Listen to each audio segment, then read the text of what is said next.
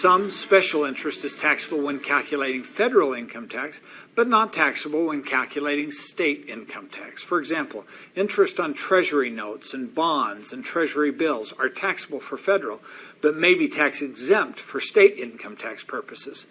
On the other hand, some interest paid by state and local governments is exempt from federal taxation, but may be taxable at the state level.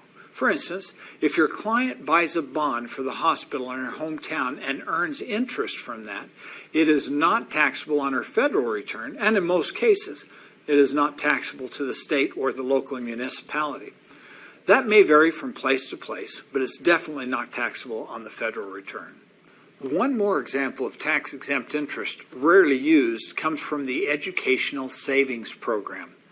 If a taxpayer cashes in qualified EE savings bonds purchased after 1989 and uses the proceeds, including the interest, to pay certain higher education costs, then part or all of the interest may be excludable from income. We recently had someone come in and say he had cashed in some bonds, but declared that since he was using it for education, he did not have to pay tax on the interest. We replied, "Oh, great, and when did you buy the bonds?" He replied, 1986. So, can he exclude the interest? No, because it only applies to certain bonds purchased after 1989. You will report tax-exempt interest taken from the 1099 INT on the 1040 tax return on the line entitled Tax-Exempt Interest.